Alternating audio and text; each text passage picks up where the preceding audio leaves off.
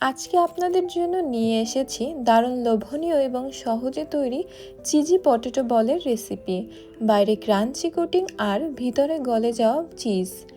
এই খাবারটি ছোট বড় সবারই বেশ পছন্দ হবে। চলুন দেখে নেওয়া যাক কিভাবে খুব সহজেই বাড়িতে তৈরি করবেন এই মজাদার স্ন্যাক্সটি। প্রথমে আলুগুলোকে ভালো করে ধুয়ে কেটে পরিষ্কার করে নিয়ে নিব।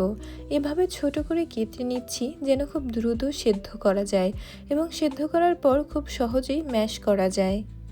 এবার কাটা আলুগুলো গরম পানিতে দিয়ে সামান্য লবণ মিশিয়ে সেদ্ধ করে নেব।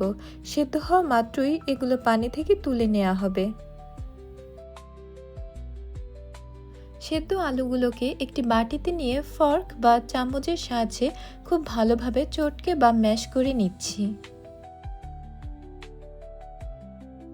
এবার আলুর সাথে একে একে গোলমরিচের গুঁড়ো, চিলি ফ্লেক্স, কর্নফ্লাওয়ার এবং কুচনো ধনেপাতা দিয়ে খুব ভালোভাবে মেখে নিতে হবে।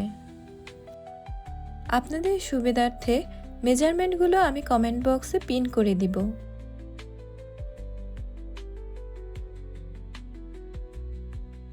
এবার এক্সট্রা স্বাদের জন্য 1 চামচ রসুন গুঁড়ো দিয়ে আমি আবার ভালোভাবে এটাকে মেখে নিব। এবার চিজগুলো এভাবে কিউব করে কেটে নেব। অন্যদিকে একটি বাটিতে ডিম, লবণ, গোলমরিচ দিয়ে ভালোভাবে ফেটিয়ে নিব পটেটো বলগুলোকে কোট করার জন্য। এবার আলুর ডো থেকে অল্প একটু আলু নিয়ে তার ভেতরে চিজের টুকরো ভরে গোল গোল বলের আকৃতি করে নিব।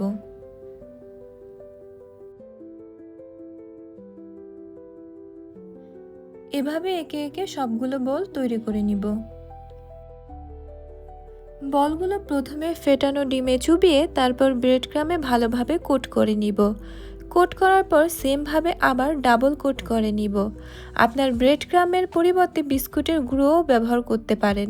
ব্রেড ক্রাম খুব ভালোভাবে কোট করে নিতে হবে যেন তেলে ভাজার সময় খুলে না যায়।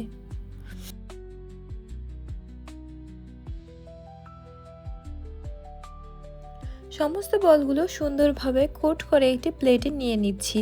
এখন এগুলো ভাজার জন্য পুরোপুরি প্রস্তুত। আপনারা এগুলো ফ্রিজে রেখে কয়েকদিন সংরক্ষণ করতে পারবেন। কড়াইতে পর্যাপ্ত তেল দিয়ে 180 ডিগ্রি সেলসিয়াস তাপমাত্রায় আমরা 3 থেকে 5 মিনিট এগুলোকে ভেজে নিব। ব্যাস তৈরি হয়ে গেল আমাদের মুচমুচে ও সুস্বাদু চিজ পটেটো বল। এবার পরিবেশনের পালা। আর ভেতরটা দেখুন চিজ কিভাবে গলে সুতার মতো লম্বা হয়ে আসছে। দেখলেই জিভে জল চলে আসে।